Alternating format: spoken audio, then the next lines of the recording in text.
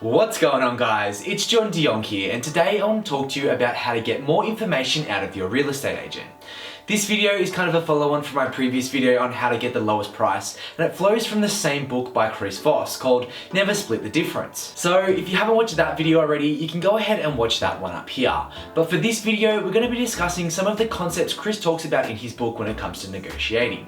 Specifically, how to make your counterpart feel comfortable, like you understand them, and befriending them as much as possible. At the end of this video, we'll also go into some other information points that are very useful to know before making an offer. Unfortunately, real estate agents get a bad rap.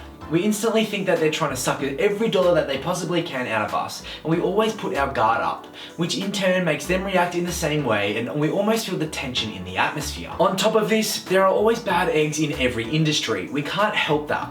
There are so many agents coming in and out of the industry, and this is why there's so much diversity in the quality of good real estate agents.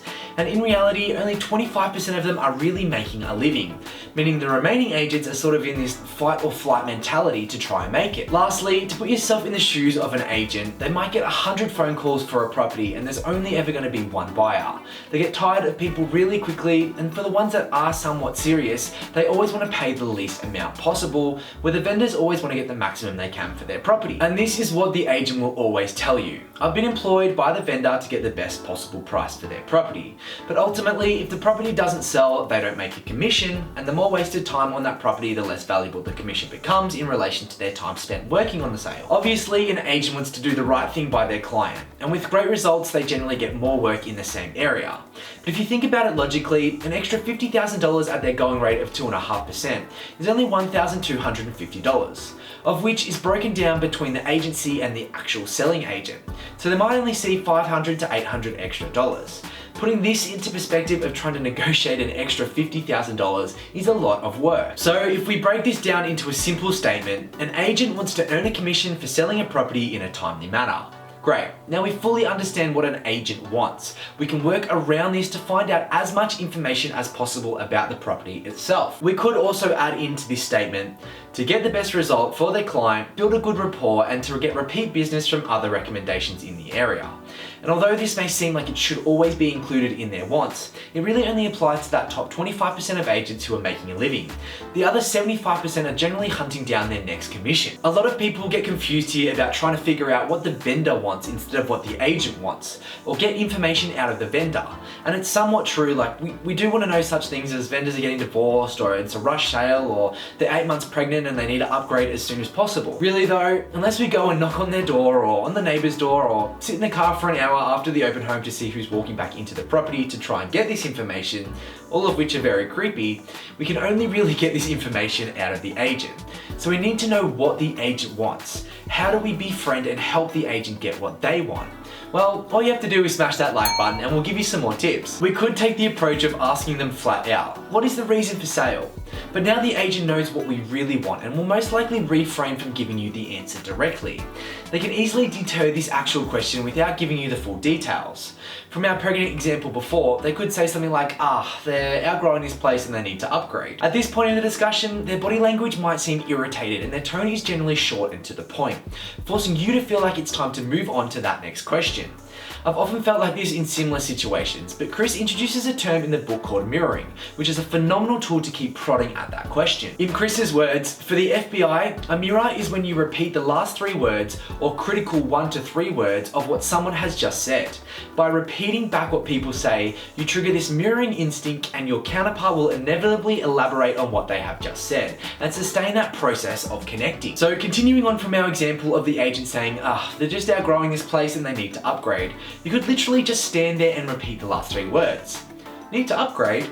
This changes the context of the conversation, makes the agent feel like you're actually listening to them, and forces them to keep talking. The key result here would be if the agent said something like, they've had a couple of kids and they need some additional rooms to expand. Again, remember, mirroring is picking the key words. Additional rooms. So are they planning on having another one? This is being a bit more direct with the question, but it's kind of hard to avoid at that point. I would stand there and mirror them as much as possible, letting the agent vomit information, as Chris says, without asking them direct questions. As soon as you hit that nerve or pull them out of the trance of being comfortable with you, they react and put the defenses up. And if this happens, it's best to just fizzle off that conversation, remain polite and thank them for their time. This works well for getting information about the vendor, but what about the current market interests? And this is the information an agent can directly give you. But again, I would avoid asking them directly, giving your real intentions away. We use a combination of befriending and mirroring to get them to vomit as much information as they possibly can. Again, their one statement is an agent wants to earn a commission for selling a property in a timely manner. So let's play on that timely manner aspect. In a scenario where an open home is quiet, we might start a conversation like, hey, got you up at 8 AM for an open home that's this quiet? Hope all your other opens are more productive today. Notice I said hope rather than I hope. When you say I, it triggers this reaction in the brain that makes them feel like you're trying to do something for yourself, putting up that defense mechanism.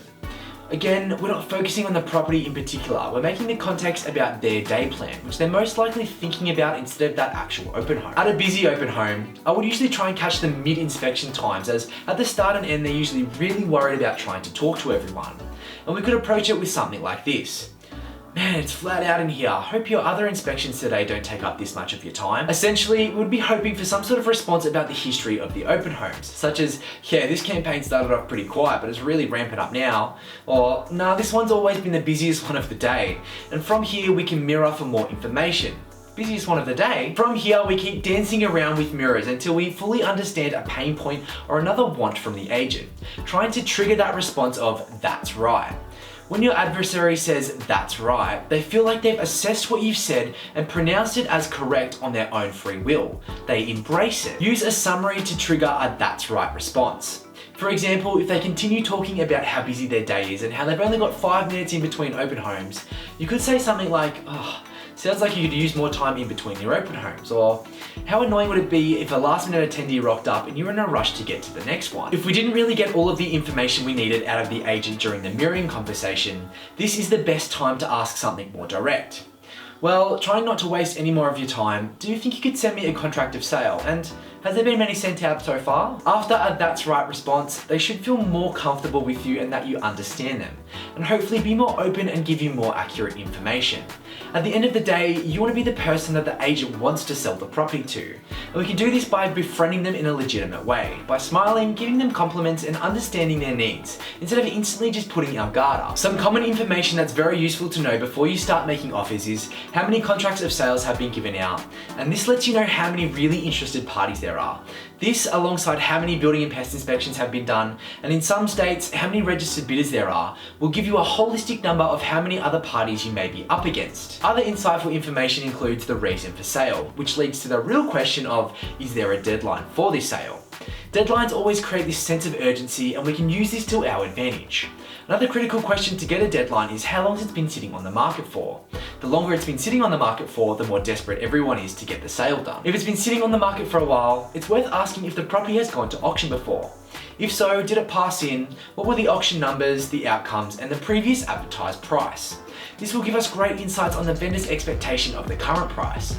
Or if it's relatively new on the market, has there been any talk of offers, and if so, what price point? I want to know what other tips you guys have and information you would like to acquire before making an offer on a property. Leave them down in the comment section below.